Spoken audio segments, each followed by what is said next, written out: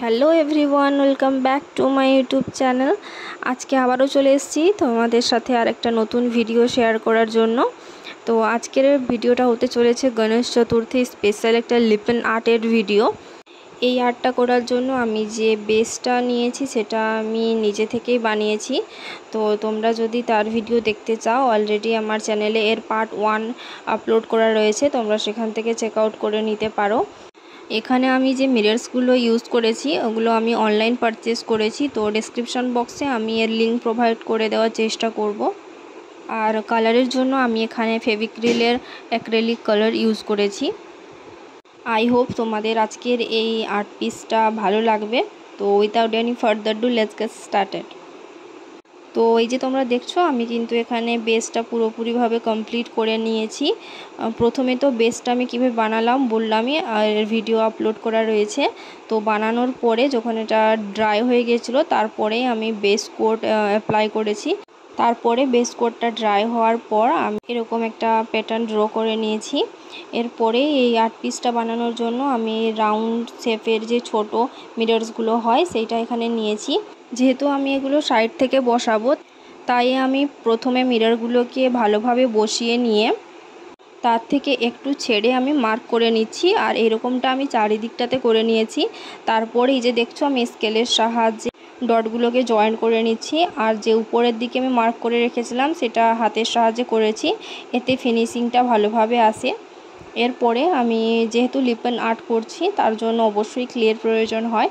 আর এর জন্য আমি এখানে ফেভিক্রিলের মোল্ডেড ক্লে ইউজ করছি। লিপেন আর্টের জন্য ক্লে কিভাবে রেডি করতে হয় অলরেডি আমার চ্যানেলে আপলোড করা রয়েছে, তোমরা চাইলে সেখান থেকে চেক আউট করে নিতে পারো। এখানে আমি সামান্য কিছুটা পোর্শন তোমাদের সাথে শেয়ার করার চেষ্টা করেছি, যাতে তোমরা কিছুটা হলে বুঝতে পারো। এরপরেই যে দেখছো, আমি রোল করে নিয়েছি। এই রোলগুলোকে এই কার্ডবোর্ডের যে আমি বেসটা তৈরি করেছি তার উপরে স্টিক করার জন্য এইভাবে প্রথমে গ্লু অ্যাপ্লাই করে নিয়েছি। তার উপরে আমি রোল করা ক্লেটাকে বসিয়ে নিচ্ছি। আর বসানোর পরে এই যে পেন্সিলের সাহায্যে আমি এরকম কিছুটা প্যাটার্ন দেওয়ার চেষ্টা করেছি।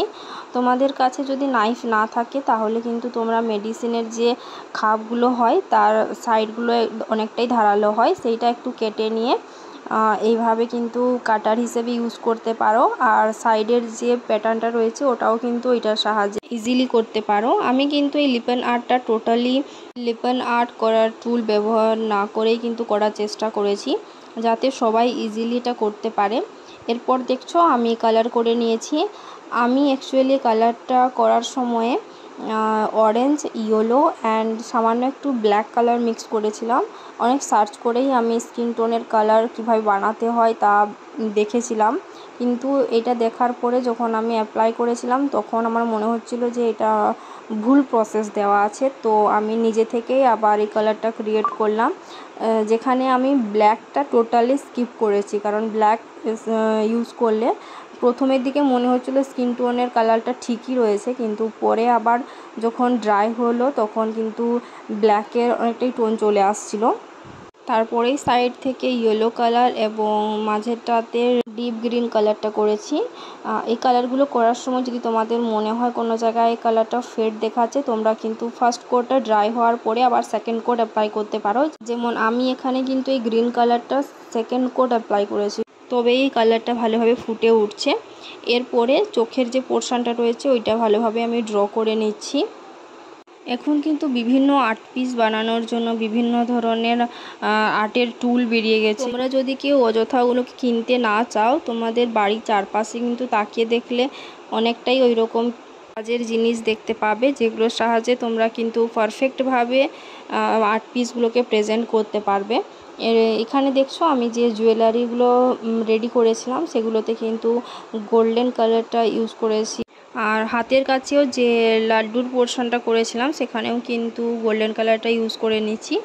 আর হোয়াইট কালার দিয়ে দাঁতের জায়গাটা রেডি করে নিয়েছি।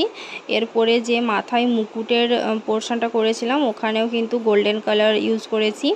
এরপরে ফার্স্টে আমি কিন্তু টুথপিকের সাহায্যে এই ডটটা করতে চেয়েছিলাম, কিন্তু যেহেতু অনেকই ছোট ছোট হচ্ছিল আর আমার একটু বড় সাইজ থেকে ছোট সাইজের ডট করার ইচ্ছে ছিল, তো শেষে কিন্তু আমি আবার ব্রাশের সাহায্যে আবার এই ডটগুলোকে করেছি। তারপরে যখন পুরোপুরিভাবে সবটা ড্রাই হয়ে গেছিলো তারপর আমি ভার্নিশ অ্যাপ্লাই করেছি। যেহেতু মিরর্স অ্যাপ্লাই করার পরে ভার্নিশ যদি অ্যাপ্লাই করো তাহলে কিন্তু মিরর্সগুলোতে শাইন থাকবে না, আর তার উপরে ভার্নিশের একটা কোট থেকে যাবে। এই জন্য সবার প্রথমে ভার্নিশটা অ্যাপ্লাই করে ড্রাই হওয়ার পরেই কিন্তু তোমরা মিরর্সগুলোকে লাগিয়ে নেবে। আর মিরর্সগুলোকে স্টিক করার জন্য কিন্তু সামান্য গ্লু অ্যাপ্লাই করবে, তার উপরেই কিন্তু মিরর্সগুলোকে স্টিক করবে।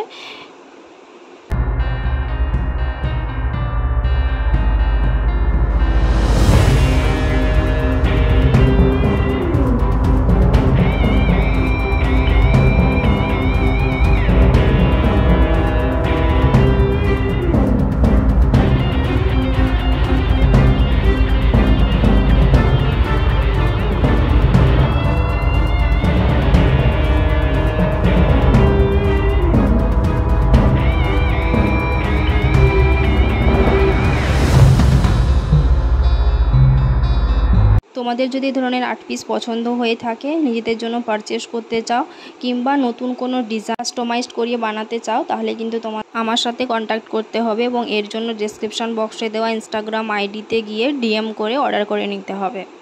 এখানে তোমরা দেখছো আমি কিছু কিছু জায়গায় কিন্তু মিরর্সগুলোকে প্রথমে অ্যারেঞ্জ করে নিয়েছি।